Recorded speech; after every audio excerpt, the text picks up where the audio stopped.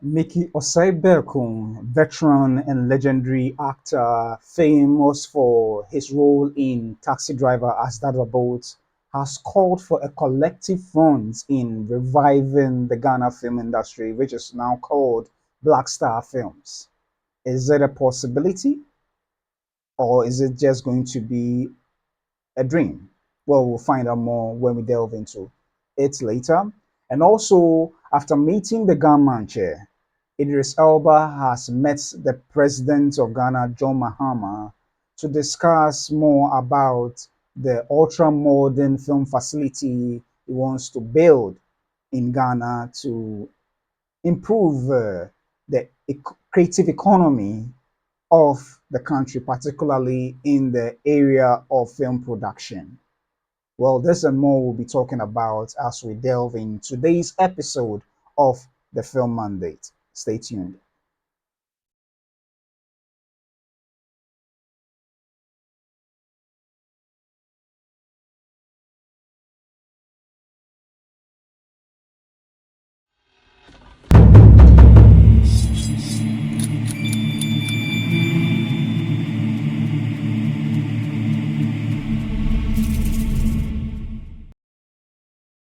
Welcome to the sixth episode of the Film Mandate. I'm grateful that you've tuned in this week as well from last week as we began. I hope you had a very nice weekend. And today, as we have already highlighted, we'll be delving into two stories, both based from Ghana, but the second has an international angle. So in this very category, we still satisfy news from the African front and then the foreign scene. So, if before we delve into the stories, I'd like you to do me a favor. I'd like you to subscribe to this very channel. That is the Film Mandate on YouTube, or you can go on Papa O2 and subscribe. And I'd like you to share the link so that we can invite more people to join our community to discuss and talk more about films. Thank you for being a member, for following me and subscribing. And I'm also glad to bring you more information from the international industry, the international movie industry, so that we can learn more and grow our knowledge about filmmaking and the industry as a whole. So today, as we begin, we'll start with the very first story. And this first story is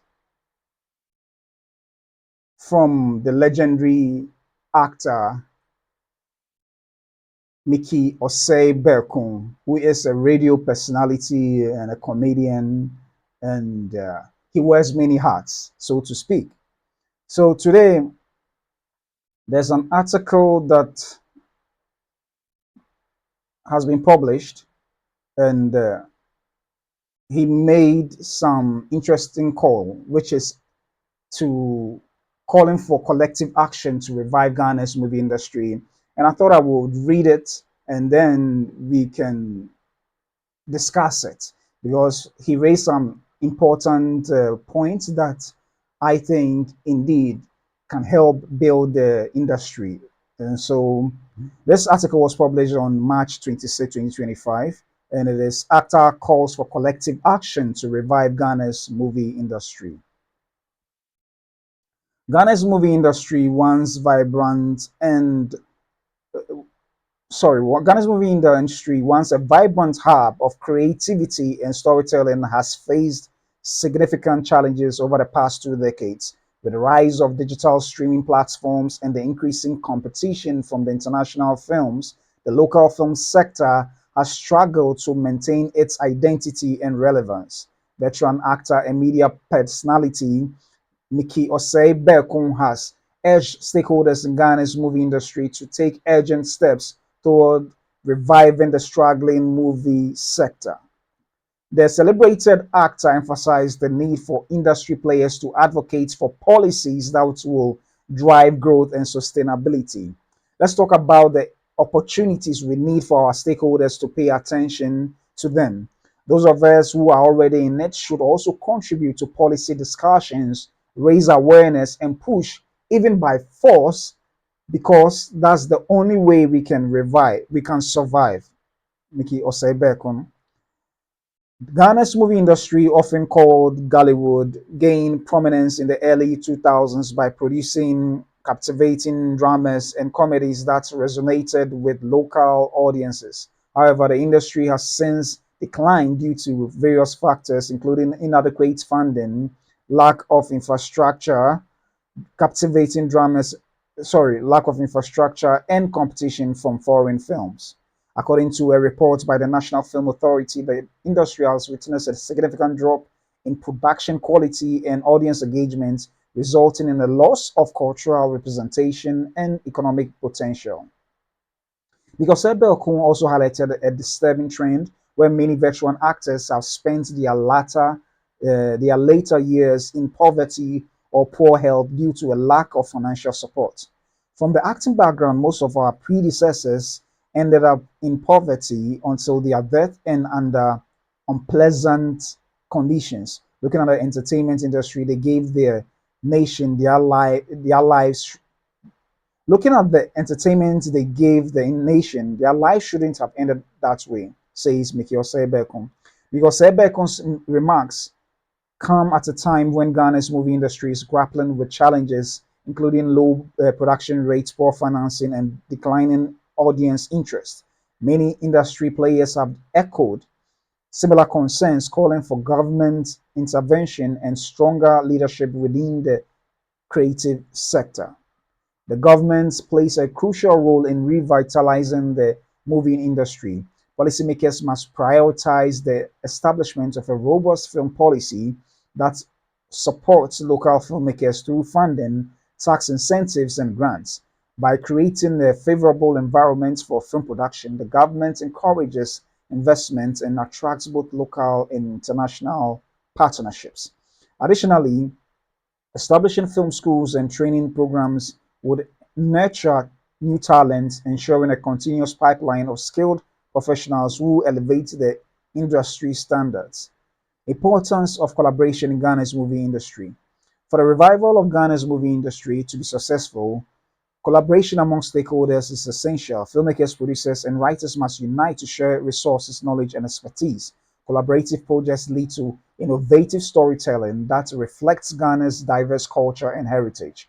Furthermore, partnerships with international film organizations provide access to global markets and distribution channels, expanding the reach of Ghanaian films. The taxi driver star urged his colleagues to take responsibility for creating value within an industry and to demand attention from policymakers. This is due to the lack of value in our movie industry, and we are the ones to build our value. If we sit back and wait for policymakers, they won't be bothered as we are, says Mikki Osei Berko. He further called for structured welfare systems for actors, including pension schemes and social benefits, which are currently absent in Ghana's movie industry. By prioritizing local narratives, Ghana's movie industry fosters a sense of pride and ownership among audiences, encouraging them to support homegrown films. Moreover, leveraging technology to enhance production quality and distribution helps attract a broader viewership both locally and internationally. Utilizing social media platforms for promotions, hosting film festivals, and organizing community screenings creates buzz around local films. Furthermore, engaging audiences in the filmmaking process through workshops and interactive sessions fosters a deeper connection and appreciation for Ghanaian cinema.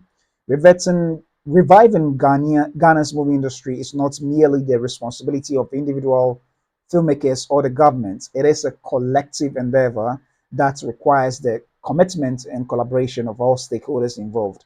By investing in talent, promoting local content, and engaging audiences, Ghana restores its film industry to its former glory while also ensuring its sustainability in an increasingly competitive global landscape. The time for action is now.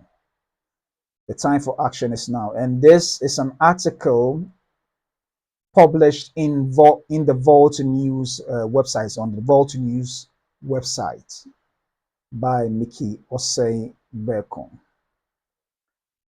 So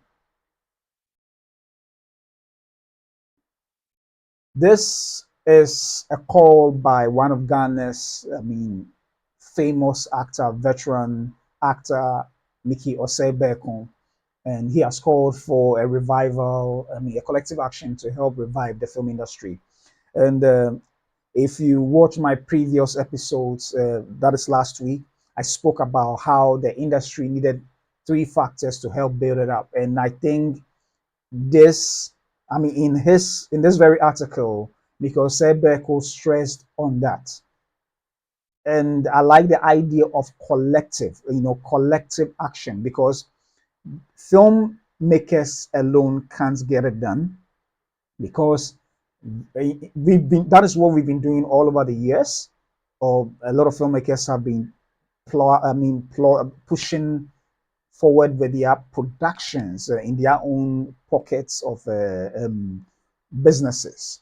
But the the greater impact happens when policymakers, together with the filmmakers, collaborate to help, make the industry much more relevant not just on the continent but in the world at large. So you I really agree with the idea of ensuring that at all costs we persuade filmmakers to what put policies up that would help the industry. A couple of years ago in Ghana, if I'm not mistaken, I think President Kofo then called for a policy where there will be 70% of Ghanaian music played on Ghanaian airwaves, radio airwaves, to 30% of foreign music. I'm not sure as to the details, but at the time, I remember very well that prior to that time, a lot of being played on the airwaves were mostly foreign music.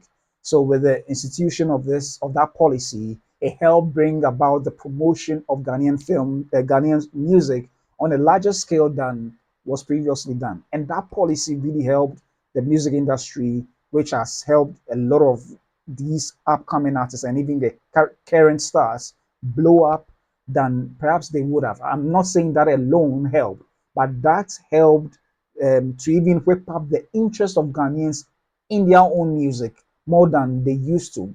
Because in the 90s, in the to the early 2000s, there was a lot of yes, in as much as local music was being played, on the airwaves, the competition that was brought on by the foreign airplay of foreign music didn't make the industry thrive that as it should. So I believe if such a policy is done, not just in the aspect of local films being played more than foreign films on our television screens or in any other fashion, but policy that governs every aspect of the film industry. Because with certain policies put in place, just as even stress, tax incentives and other stuff is going to what creating not just the interest in Ghanaian film industry by Ghanaians, but also by foreigners as well. And that is something that is laudable in his appeal to all the stakeholders in the film industry.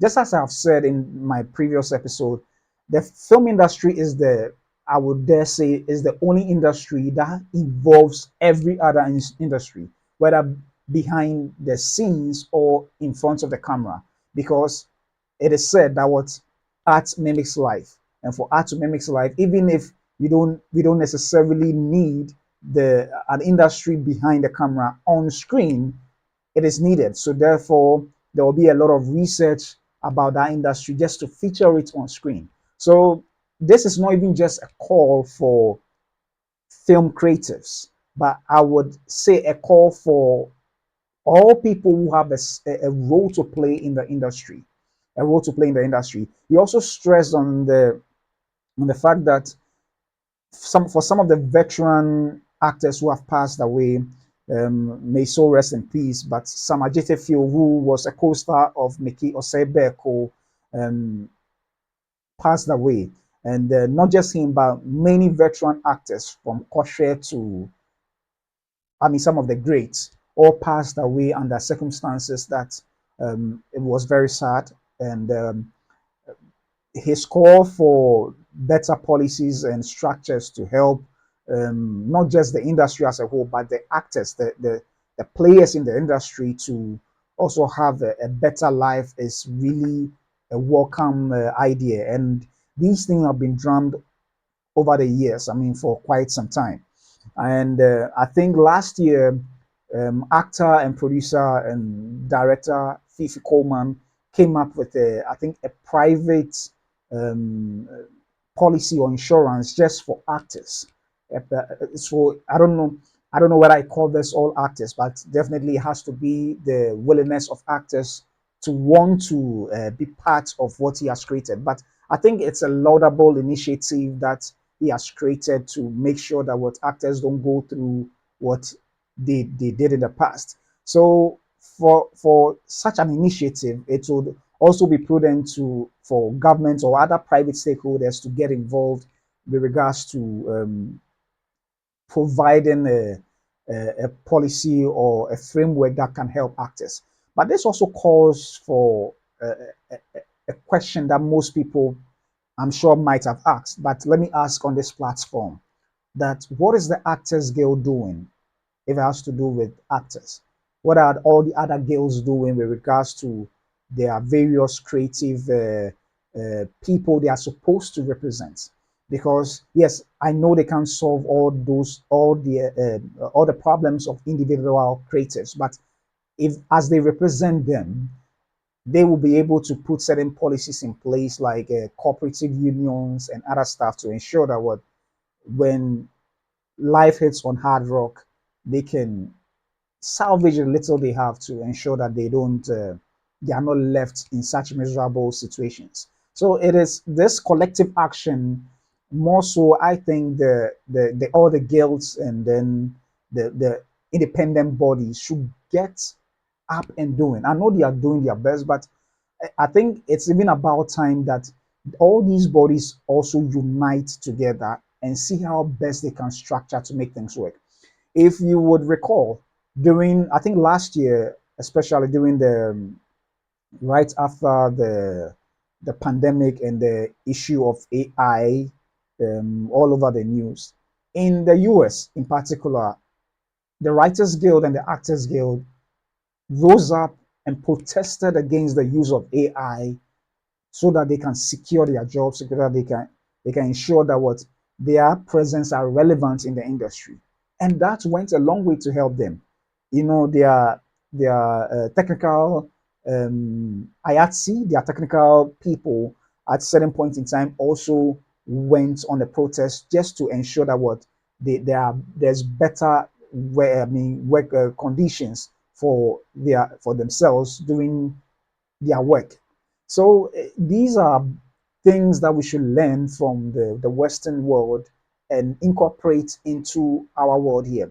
It has to be very collaborative because if the creative personnel move in their numbers to the policymakers to help ensure that these things are done, there will be there will be the listening ear for what Mikki Osei Berko is calling for. And I think it is long overdue. It is really long overdue that I think looking at the advent of how things are going, it ought to be now than never. Now than never. So I really appreciate, I mean, there's a lot to unpack from this article alone. There's a lot to unpack, but I like the fact that he covered not just policy, but even education, putting out tax incentives so as to attract what international productions and international investments. So he is, I very much agree with what he is calling for. That is the collective action for all to help build the film industry. And kudos to him for making such a loud call. And I hope this article went to the right places for those who particularly matter to come aboard to help build the industry. So this wraps up our first story. And with that, still on the issue of the industry, I would like to display another article where, sorry, a video where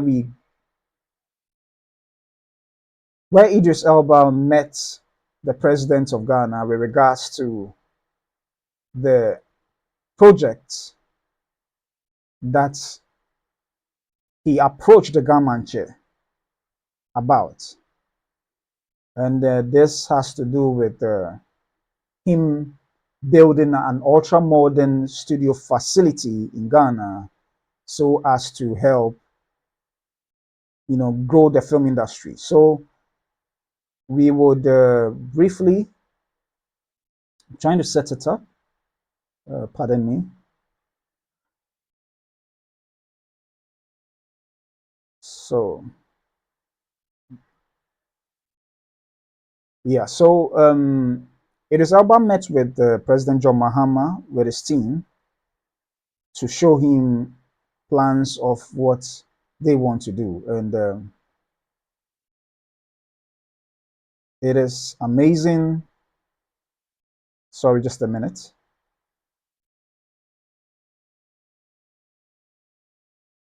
Yeah, so yeah, I'm still getting hang on this software.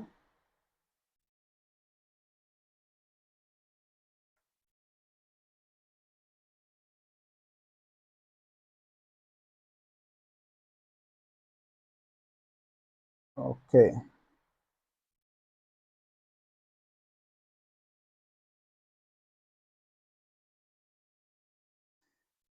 Yeah, so as I keep this going,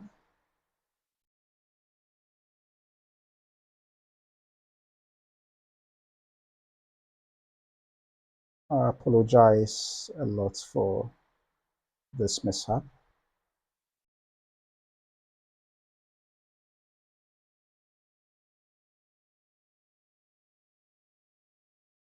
Let me just set it up and then.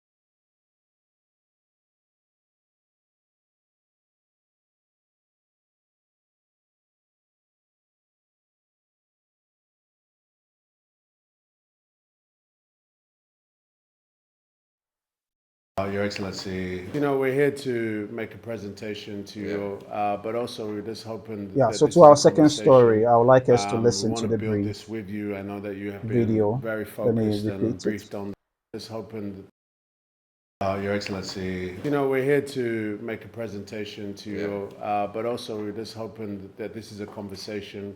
We want to build this with you. I know that you have been very focused and briefed on the creative opportunity and creative sector.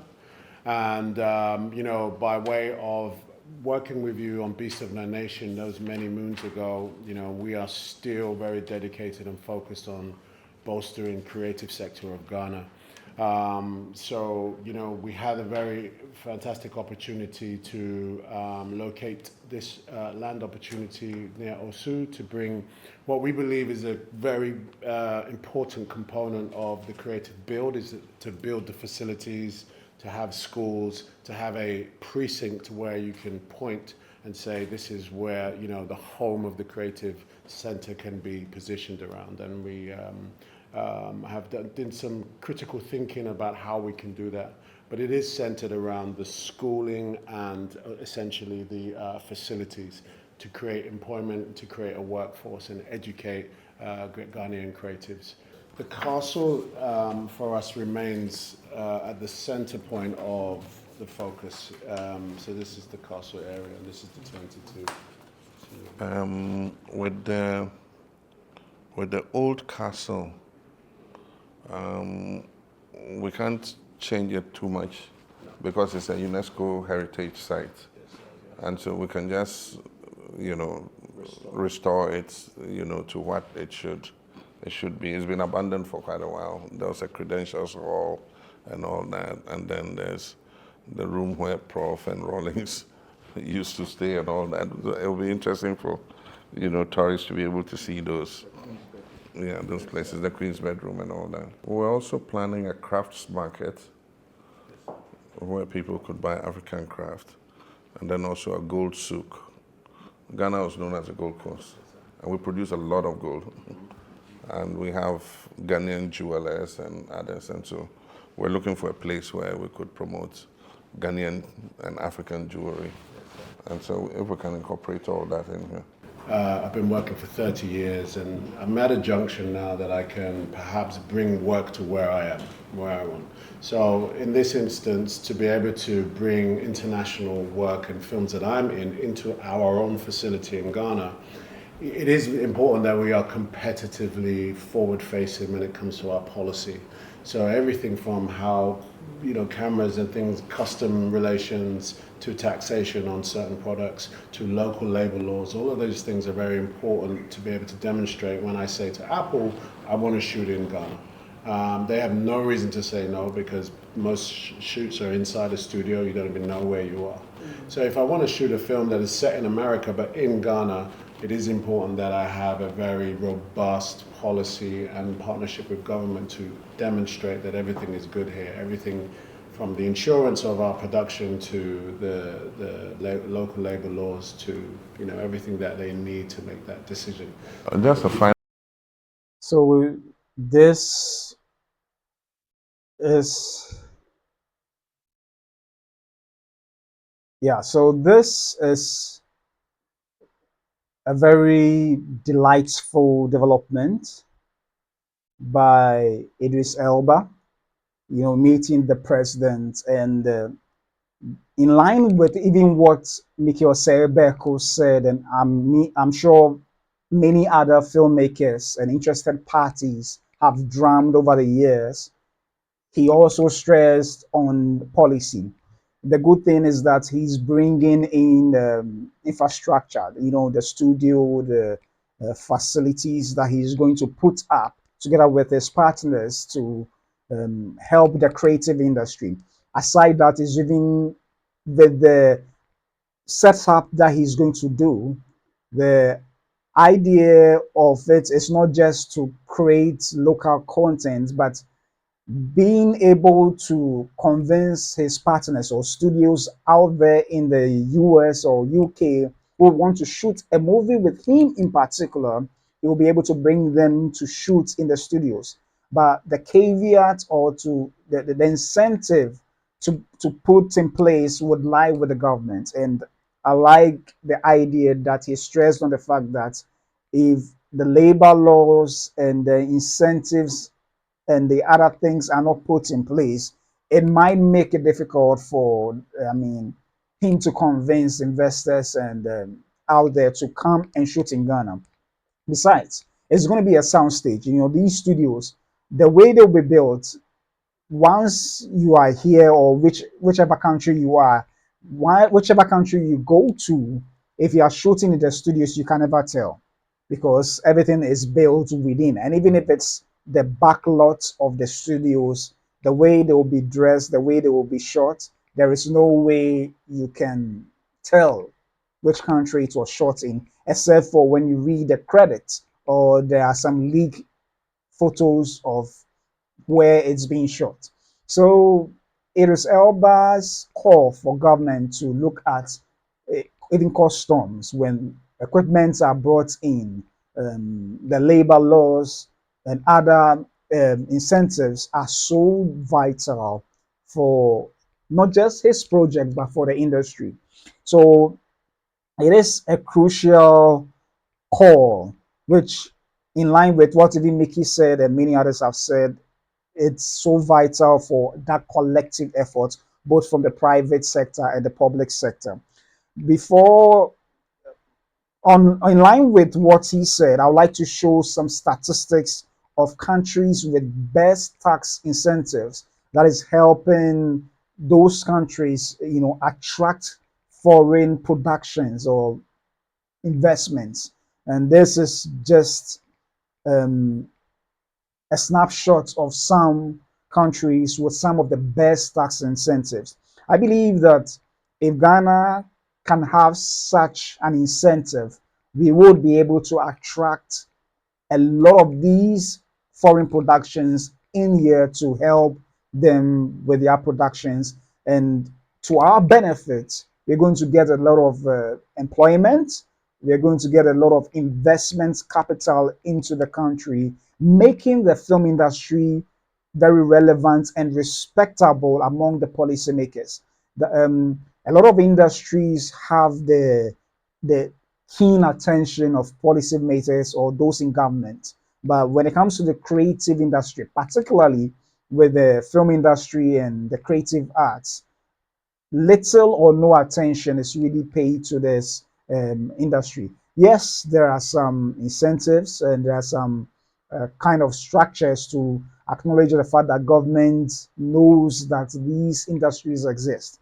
But comparatively to other industries, the attention given is not really good to write home about.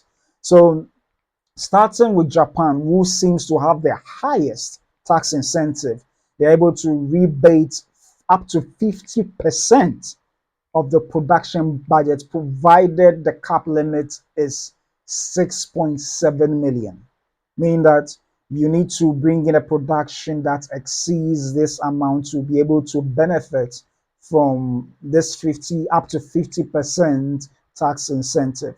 So definitely you can imagine the number of productions that will go there or that have been going there to do productions, followed by Saudi Arabia that offers up to 40%. 40%. And that is really good business because you would want to shoot in the country where these incentives are good to help you cut down on your cost of production. Hungary has had to, sorry, my camera went off, but Hungary has up to 30%. 30%. India is moving their incentives from 30% to 40%, and the cap limit is 3.6 million. So a lot of these people are targeting the big budget productions. Yeah, maybe in the states or other places it may fall within a low budget, but it is still good enough to attract these investments to help with their projects.